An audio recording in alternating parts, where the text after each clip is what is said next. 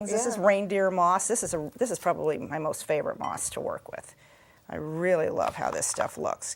And you just take little pieces and kind of stick them in. Yeah, just keep working it, and you just keep doing it until it's got the effect you want. Okay. And then we finish it off with a little hedgehog. Oh, how cute.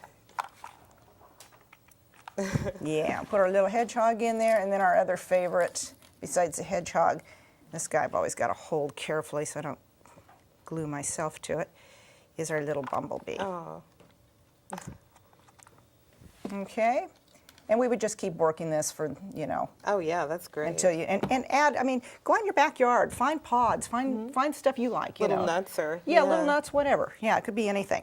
Wonderful. Okay, that's that basic technique. You can see here we've done it, again, with the hat boxes, but in 3 sizes, sort of our take on that French toil Right. look. Oh, that looks great. Only we've done it with these types of, Right. This is a Cascade Fern. This is a wonderful project paper. That's this one right over here. Okay. The more you distress this one actually kind of antiques down on its own. You don't even need to add paper Yeah, I to noticed it. the color really mellows. It just does something to Yeah, it. you almost can't see it until you put it on a flat surface. And so let's move this fella. We've added different, you can see dried pods and things like that to the top of that. Oh yeah, that's great. Okay. And so this is what the papers look like when they're flat then? Yeah, that's how the Okay. papers come. And this particular one, that's what we're using on here. This is one of the Tuscany fresco papers. It does have a look of like the old crumbled walls, you know, on Right, old Italian right. villas and stuff. But we like toning it down also with other paints. And this is a little bit different technique than doing the dripping. With this, I like to get, and I usually do overkill. I get way more paint colors than I'm probably ever Right. going to use, but I like having that. And you just dampen a sponge and dip just in 2 or 3 of the colors. Okay. How do you decide which colors to pick? You know, I open it up, the drawer where all these guys are kept, and grab out almost everything, and I just keep working it. And you know, it would be good. I mean, my advice is keep notes on what you did and what you liked. I never do that, but it's really good advice if you would do it. So you just go for the effect or whatever looks natural. Yeah, yeah. And again, Yeah. this is going to dry lighter looking than it looks on here. And you just kind of keep working that. And you want to get your spills up on this because this way you don't want to have the effect of dripping. You want to have this look like it just kind of all the colors melded into each kind other. Kind of a mellow wall that's been there forever. Exactly. Yeah. Yeah, really, really simple technique to do. Okay, now this is a little bit different process. Move these guys out of the way. If you're working on a slick surface, you do need to rough it up a little bit. This is plastic. Okay. You can definitely do glue and water, but if you do not rough this up first, your papers slide right off. Exactly, Right. they're going to slide totally right off. So you want to take sandpaper or something and just rough this guy all up, okay? Then, this is what we've done with this one to finish it.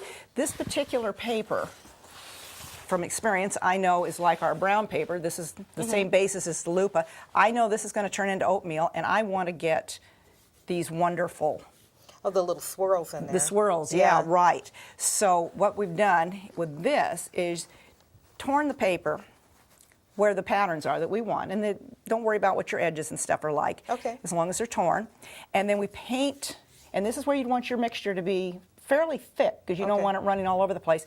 You want to paint that onto your surface, then apply your paper and just keep working it like that. And then you can fill in with more little torn pieces because as you saw with the brown lupa paper, it kind of fits in wherever you stick it. Yeah, and it will be, and it will start to mush Yeah. for you. So, and you can certainly do that then around your base and on your inside so that you finish all Then of you that can off. decide where to fit your little swirls. And, Exactly, Right. exactly. Okay, That's great. and then our last surface is glass. Yes, please, thank you. And we started off with just a glass vase, any type of glass vase. These particular papers are the Coastal Mist. Oh, those are beautiful. Aren't those gorgeous papers? Yeah, they're very, They very kind of glow thin. a little bit. Yeah, and you can see the texture in them. You can see that they were dried on a type of screening because you can actually see the patterning in them. They're about tissue thin, really. Again, these are tough. You wouldn't think they are, but they are. These can be dipped into the glue. Again, tear them into little pieces, dip them in, and then just start working them in on your surface. One of the things with these very, very thin papers is, and we discovered this as we were working with them, is that you can't get all the air bubbles out. They just stay there. I worked and worked and worked with that on the first time, but afterwards we went, they're fabulous. It gives it a crackly look, almost a frosted glass look. So just a word of advice is go ahead and, you know, let the air bubbles stay there because they really do. And then you just smooth them out as you go, or well, they just kind of smooth out themselves? They don't, because they're not terribly dimensional, but you want to work them down so that you don't have something really lumpy out there, but pretty much you just let them go. It looks wonderful. It kind of glows. It's almost like a watercolor. Isn't it neat? Yeah, we're thinking about maybe taking this to a glass shop and having the bottom drilled and then doing it as an uplight. I think that'd be beautiful. Yeah. Yeah. Okay, that's pretty much it for glue and water. It's really simple. We're going to clean this up and we're going to move on to another type of adhesive and how to work with it.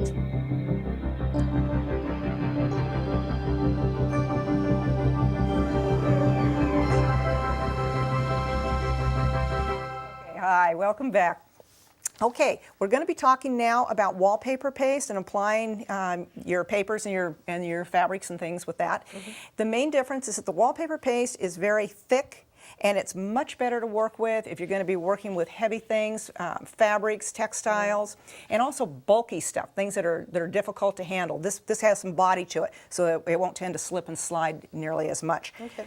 We use a water-based, doesn't matter what brand, water-based, pre-mixed. Very important, pre-mixed, or you're not going to be happy about that. Wallpaper paste. I okay? noticed that you use the heavy duty. Is that important? Again, I want to have that thickness, that bulk, so it will hold up, you know, whatever the materials are. This is what it's going to look like. Sort of looks like cream of wheat or something, you know. The other really big difference with this is between working with this and the glue and the water, besides the ease, is that the glue and the water will give the paper sort of a transparent look a lot of times. This leaves your paper very opaque, and we have some really good examples of this down here on these boards that we did. These were sample boards to do some wall treatments. On this side, you'll see that this was done with the glue and water, and there's a transparency that happens to the paper because of the high water content. Over here, we've worked with the wallpaper paste, exactly the same papers, the same fossil leaves, but the effect is very, very different. So again, you want to play around with it, see what the effect is that you're going to want, and then, you know, choose it from there. Okay, this is easy stuff to work with. Really, really nice to work with. This particular paper that we're working with, and I should point this out right now, and this isn't peculiar to the wallpaper paste, this is peculiar to handmade paper in general. This particular paper is called Illusions. Comes in a number of different colors again. We wanted to point out, this was the paper we were using. These came from the same dye lot. This is one color that it came out. Same situation. This is the other one. It really does Same look paper. different. Really important. When we say handmade paper, one of our things that we always tell people is it brings new meaning to dye lot. Well, it can even bring new meaning to, you know, sheets of paper out of the same dye lot. So, real important to keep that in mind. Okay. That said, what we're going to do here, get this guy out of the way, is we're going to take a sponge brush. You could do this with a regular paintbrush, but sponge brush kind of grabs more of it. Paint it on. Get it good and thick. Again, this dries clear, so don't worry about being messy. You can see that's being messy. It's never been. Well, does it make a difference if you have short pieces or long pieces of paper? Just in the ease. Okay. Yeah. I would suggest that you always start with shorter pieces just because it's easier to work with and you won't get so frustrated with it. Okay. Okay, and you just keep working those in. Slop plenty of it on top. Isn't going to do anything to hurt it. And just keep working it that way. And you want to work, again, all of your edges into each other so they sort of meld when you're finished. Put one more piece up here. Let's turn that a little bit shorter. Oh, it just forms right into it. Just forms right into it, yeah. And again, that'll be different depending on, you know, what particular, what paper. Yeah, exactly. Okay, now that's for using the papers. While this is still wet, you can put some of your other types of materials in. We've taken a little piece off of our, remember our pulp netting that we talked about in the beginning? This is a small piece. Pulp netting you definitely want to work with in small pieces. This stuff is stiff and not necessarily real cooperative. So I want to get a lot of this on. Can you dampen it or anything beforehand, or would you better You not can. The only thing about it is that because of the pulp on there, you may have it start to slip. The pulp is going to want to slip on you a little bit anyway. So again, you know, everybody does it a little differently. If you experiment with it and see what really works for you the best. Oh, that's fabulous. Yeah, doesn't that work out neat? And now what can happen a lot of times, and you don't want to worry about this if it does, is that this pulp can start, a lot of times it'll start to move around or it'll start to come loose. Just push it back on again. I mean, this is not a big deal. There's really no way to do most of these types of projects wrong. And I noticed you put it on pretty thick, the wallpaper paste, to really make it stick down there. Yeah, absolutely. The more you put on, the easier it's going to be to work with this. Okay, one of the other ones that we really, really like to work with on this is the linen bark. Linen bark is one of our absolute favorites, and we talked about that a little bit in the beginning. This is the bleached, and it does also come in the natural. We talked about that. When you work with the linen bark, very important, you want to take small pieces of this and put it in water. This is cooled down a little bit. Warm water, this will happen to quicker. The natural will actually have a little bit of its own natural pigmentation in it run, but don't worry about that. This is very stiff stuff, so you need to work with it wet. And then open it up. And depending on the effect you want, generally what I will do is take scissors, because these hard edges, both sides will have this very hard edge that does not like to pull open. And I like that big kind of open area effect. Right. So you can trim that off. Sometimes it'll cooperate. Ah, this one's going to. How nice. I notice it gets kind of stretchy almost. It does. That's what you want to do with it. You want to make it kind of spider webby. And then again, you can pull apart various pieces of this to work with. And when it's pulled apart like this, then it works very nicely into your piece. Now on this one, right now, I'm putting this down relatively flat.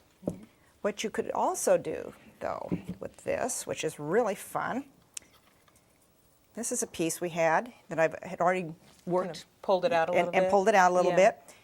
This is really messy when you do it this way. You can dip this stuff right into your wallpaper paste, work it around,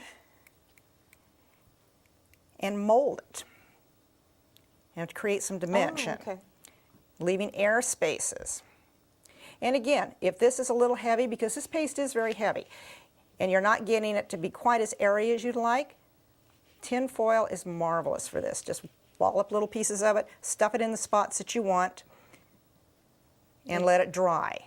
When you're doing this, one of the important things to do too is anchor. Be sure you've anchored enough places, because you want this, when it dries, to not just be barely perched on the surface. You want it to truly be there and will stay.